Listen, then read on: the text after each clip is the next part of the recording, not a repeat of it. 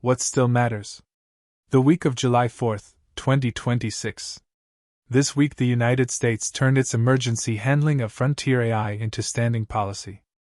Anthropic's Fable 5 model came back online worldwide on July 1, after the Commerce Department lifted the export controls it had imposed on June 12, which had taken the model offline for everyone for almost 3 weeks. The ban was a one-off emergency order. The framework now taking shape is meant to be permanent. Executive Order 14409, signed on June 2, sets up a voluntary process in which AI developers give the federal government 30 days of early access to a new model before release, so agencies can run classified tests of its cyber capabilities. And this week the Financial Times reported that the White House is close to a deal with OpenAI, Anthropic and Google on a shared set of release standards, with an announcement possible as soon as next week. Those standards would define who is allowed to use the most advanced models, inside the country and abroad. 6 months from now, the specific Fable 5 ban will matter far less than the review system being built around every frontier model before it ships. Alongside that, the frontier itself got cheaper. On June 30, Anthropic released Claude Sonnet 5 and made it the default for everyone on its free and paid consumer tiers. On the benchmarks the company published, it lands just short of its own flagship, 81% on a test of computer use tasks, against the flagship's 83, 63% on agentic coding, against 69. The bigger change is the price. $3 per million input tokens and 15 per million output, a fraction of what capability at this level cost a year ago, and free for casual users.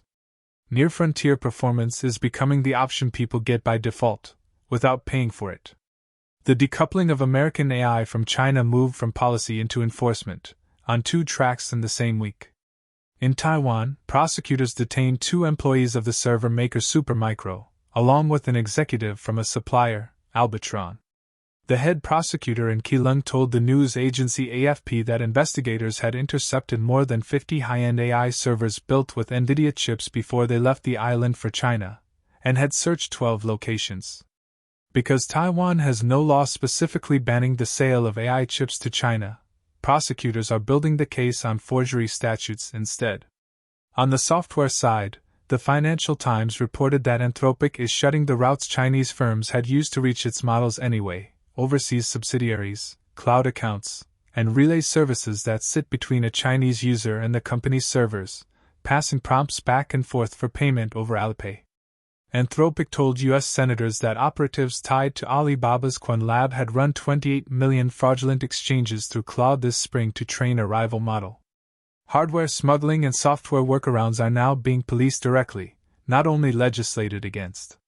North America's trade order changed shape on July 1.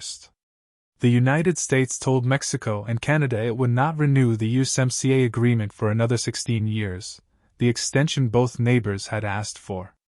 The treaty does not disappear. It moves instead into a yearly review, in which Washington can reopen it every 12 months for up to a decade. The U.S. Trade Representative, Jamieson Greer, framed the decision as fixing the deal's shortcomings before committing to it for the long term. For companies that run supply chains across all 3 countries, the ground under those chains is now renegotiated every year rather than locked in. And in Ukraine, propaganda and territory moved on separate clocks this week. Late on July 3, Vladimir Putin gathered his commanders and announced that Russia had captured Kostyantynivka, a city it has been grinding towards since 2022. Ukrainian soldiers on the ground, and analysts at CNN and the Institute for the Study of War, say the claim runs ahead of the evidence, and that the timing, the eve of the American July 4th holiday, was chosen to shape Western coverage. At the same time, Ukraine kept eroding Crimea's usefulness as a military base, knocking out the main power substation in Sevastopol, the peninsula's largest city.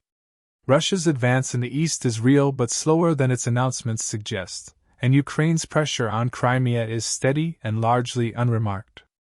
Both will still be shaping the war 6 months from now. That's what still matters this week.